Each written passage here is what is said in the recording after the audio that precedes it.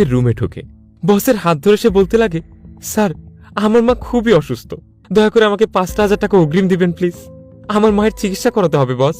বস তখন মেয়েটির হাত ধরে মেয়েটির দিকে কুনজরে তাকিয়ে বলে, কি যে বলো, মাত্র 5,000 টাকা? কোনো বিষয় হলো নাকি? তুমি চাইলে তো তোমাকে আমি লক্ষ লক্ষ টাকা দিতে পারি, কিন্তু অফিসিয়াল ভাবে এইভাবে অগ্রিম দিতে পারবো না। তোমাকে তোমার রাস্তাটা কিছুটা পরিবর্তন করতে হবে। শোনো, আজকে রাতে তুমি আমার বাসায় এসে দেখা করো, কেমন? মেয়েটি তখন কিছুটা নিরুপায় হয়ে অনেক কিছু ভাবতে শুরু করে। তারপর বলল, ঠিক আছে স্যার। আরে ভাবতে ভাবতে তো তোমার মা উপরে চলে যাবে।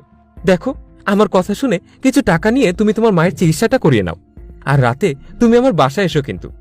তাতে তোমার মায়ের চিকিৎসাটাও হবে, আর আমার এদিকে মনের বাসনাটাও পূর্ণ হবে। শুধু শুধু এতগুলো মানুষকে কষ্ট দেওয়ার কোনো মানে আছে কি বলো তো? এই কথা বলেই 1,010 টাকা সে মেয়েটার হাতে ধরিয়ে দিল।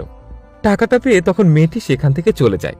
আর কথা অনুযায়ী সেই রাতেই মেয়েটি তার বসের বাসার সামনে এসে দাঁড়ায়। কলিং বেল দিতেই বস দরজা খুলে দেয়।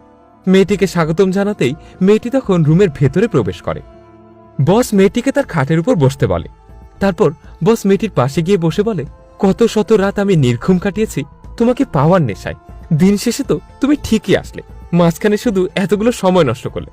আচ্ছা দেখো, আরো আগে আসলে কিন্তু বেতনটা আরো আগেই পেয়ে যেতে। যাই হোক, দিন শেষে তোমার যে চোখ খুলেছে তাতেই অনেক শুক্রিয়া। মেয়েটি তখন তার স্যারকে বলে, স্যার আজকে আমার কোনো কথা বলা মুড নেই, সময়টা কালকে দিলে হয় না? এদিকে আমি আমার বাসায় অসুস্থ মাকে রেখে এসেছি। মেয়েটি এই কথা বলে উঠে দাঁড়ায়। ঠিক তখনই বস মেয়েটার হাত ধরে টেনে তার কাছে নিয়ে আসে আর জোর করেই তার মনের বাসনা পূরণ করে। আর এভাবেই মেয়েটিকে প্রায় রাতেই বস তার বাসায় যেতে বাধ্য করত। হঠাৎই একদিন বমি বমি ভাব হলে মেয়েটা কিছুটা ঘাবড়ে যায়।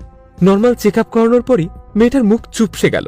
রিপোর্টটা হাতে নিয়ে পরের দিন সে অফিসে গিয়ে বসের রুমে ঢুকে বসকে বলতে থাকে, স্যার আপনি আমাকে বিয়ে করে নিন স্যার, না হলে আমি এই সমাজের সামনে মুখ দেখাতে পারবো না।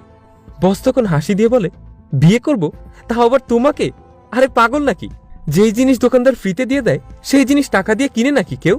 মেয়েটি তখন চোখের পানি মুছে তার পেটে হাত দিয়ে বলতে থাকে, স্যার আপনার অপকর্মের ফল এখন আমার পেটে। এখন আপনি যদি আমাকে বিয়ে না করেন তাহলে মৃত্যু ছাড়া আমার কাছে আর কোনো উপায় বাঁচা থাকবে না। আর আমার বাসায় তখন আমার মা আর ভাইয়ের মুখে দুবেলা ডাল ভাত তুলে দেওয়ার মতো কেউ বেঁচে থাকবে না। স্যার আপনি দয়া করে আমাকে বিয়ে করে আমার জীবনটা বাঁচান স্যার। বস তখন হাসি দিয়ে বলতে থাকে, আরে বাহ, তুই তো ইদানিং ভালোই নাটক করতে শিখেছিস। নাটক মানে? স্যার কোনটা নাটক? আপনার সাথে এক বিছানায় রাত কাটানো? আপনার বাসায় না আপনার বোন আছে, আপনার না মা আছে? আপনার কি লজ্জা করে না? এই তুই আমার সাথে নাটক করছিস, আবার আমার ফ্যামিলির কথা বলছিস? দাঁড়া, আজকে তো চাকরিটা খাবো আমি। মেয়েটি তখন বলে, আরে রাখেন আপনার চাকরি, জীবনটাই তো আপনি খেয়ে ফেলেছেন, চাকরি খাওয়ার এখন আমার কোনোই ভয় নেই। ভালো ভালো বলছি, আমাকে বিয়ে করবেন নাকি বলুন, আর না হয় আমি আজকে আপনার নামে থানায় জিডি করতে বাধ্য হব। বস তখন কিছুটা ভাবতে থাকে আর ভেবে বলে, আরে এসব করার কি দরকার বলো? তুমি থানায় জিডি করবে আর আমি হয়তো রেগে গিয়ে তোমার ভিডিওটা ভাইরাল করে দেব। তোমার জীবনটা তাতে এদিকেও নষ্ট হবে আর আমার জীবনটাও নষ্ট হয়ে যাবে। শোনো, এত সব ঝামেলা করার কি প্রয়োজন আছে বলো তো?